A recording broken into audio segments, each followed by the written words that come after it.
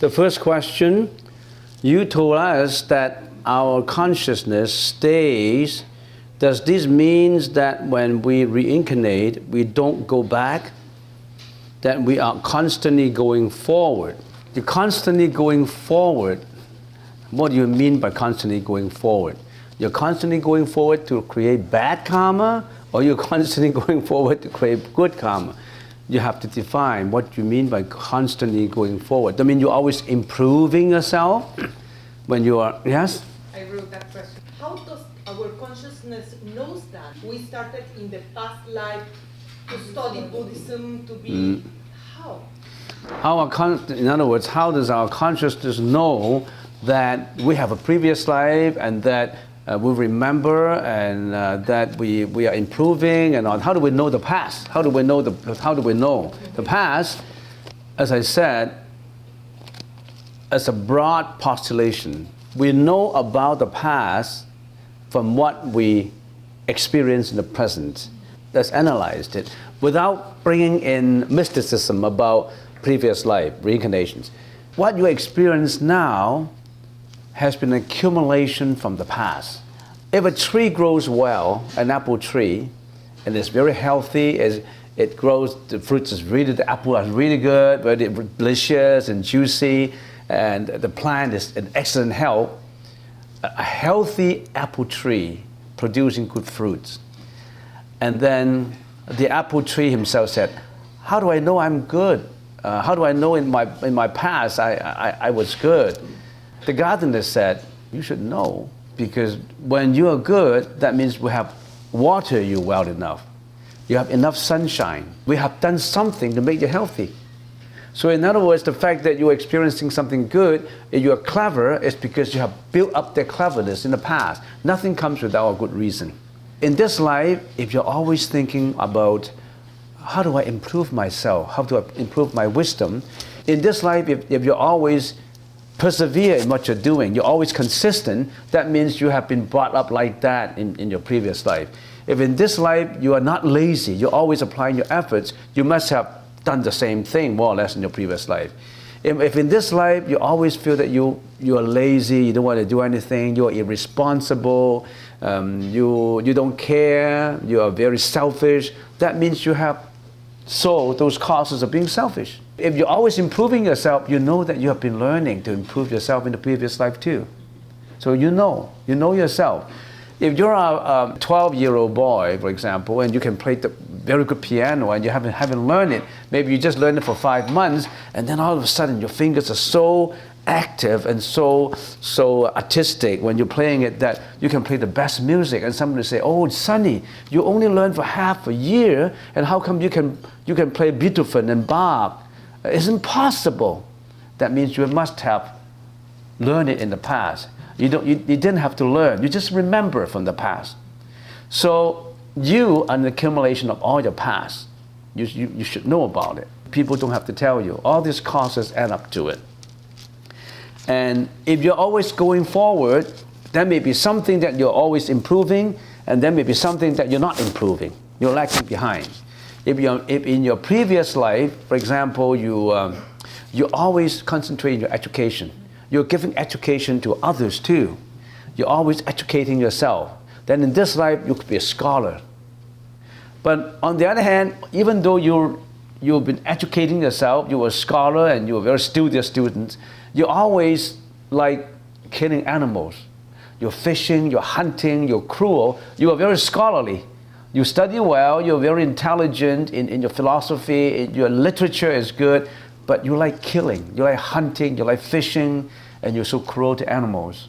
And this life, you could suffer from bad health. You could be short-lived. Why? Why am I always in bad health? Because you have been hurting others, for example. Why I only live up to 30-year-old or 22 years old and I die. Why? Because you took away lives of others before. you may be going forward in certain thing, and you may be not going forward in another thing. When you know all these, then you know that you should improve yourself. Whatever you have done in the past, you cannot change them. All those past bad karma, you cannot change them. What you experience now is what you have done in the past. But you can change now. You can change today. You're the master of today, here and now. You're your own master. I have a choice. I cannot change my past, but I can change the present. I can plan for the future.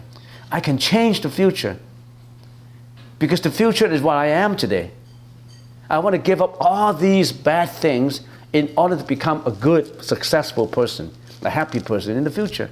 So you are the master of your own life.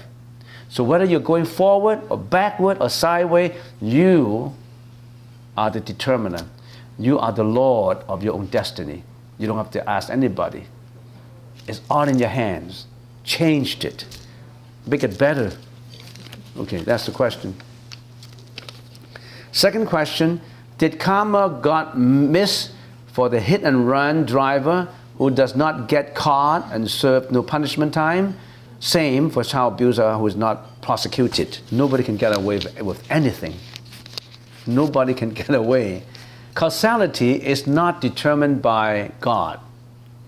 Causality runs its natural course.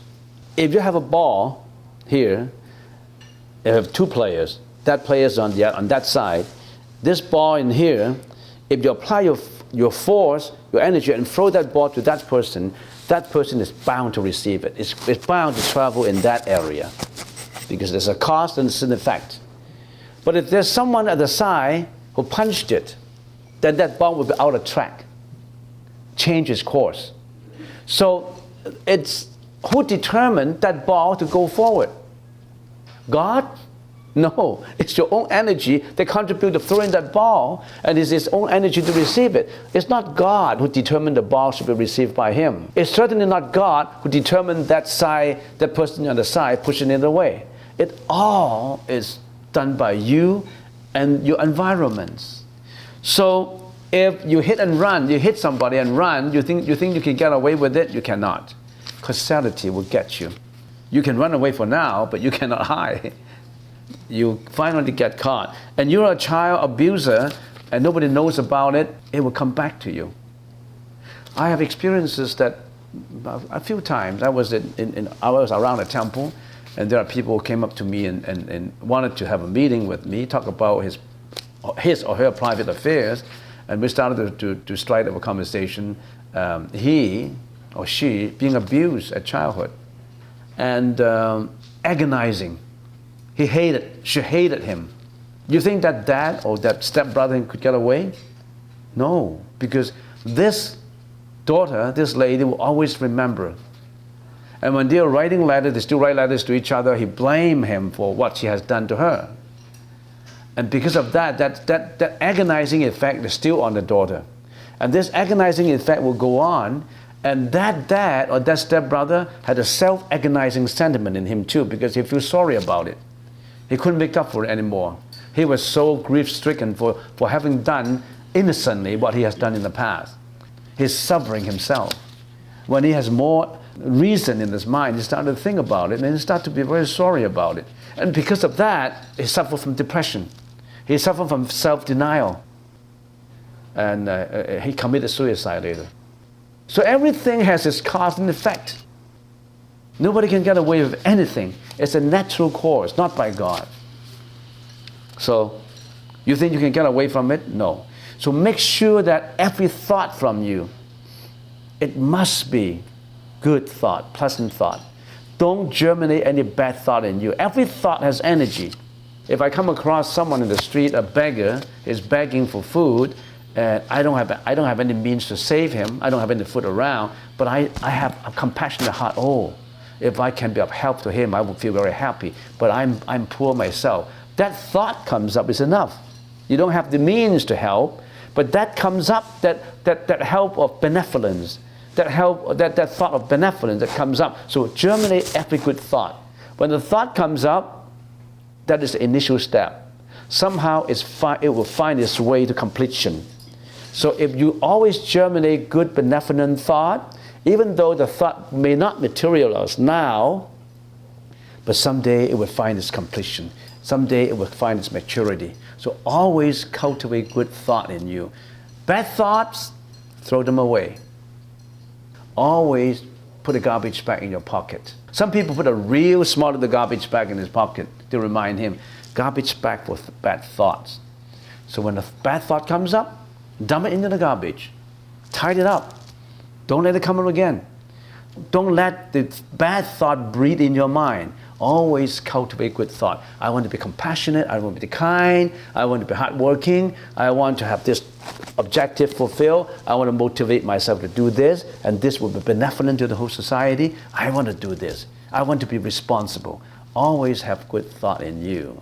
Not only is that spiritual, that applies to everything you're doing. So he will never get away. This child abuser, this hit and run guy, he can never get away with it. He will be so remorseful, self-remorseful, that he will be suffering. And if he's not shameful, he hit and run and say, nobody found me, I'm clever. The police didn't get me, and that child that I hit, he didn't know me, and I'm free. You think he's free? On the other hand, he could say, I'm good, and then he can continue to commit that. I don't care about driving because hit and run, I can get away with it. Then he continued to be very careless in his driving. One day he killed himself. So everything has its cause and effect. Okay, that answers questions. Next question. How to clean the bad karma? You come to me later, I'll give you a bag, a garbage bag. And that bag, put it in your pocket and you write onto it, garbage bag for bad thought and bad karma. When the bad thought, bad karma comes up, throw it in. When I can't do these things, that's a bad thought. I can't finish my job well. I can't get a job because I've been trying. No. Be positive in what you're doing. Anybody who's interested in knowing the Buddhist teaching should be a positive thinker. You investigate, you research, you get into it, you get better, you're improving, you're going forward. Reverend Quan Chung, please tell me why we use a mala to pray, say prayer. If 108 beats have a meaning, or 21 beats have a meaning too.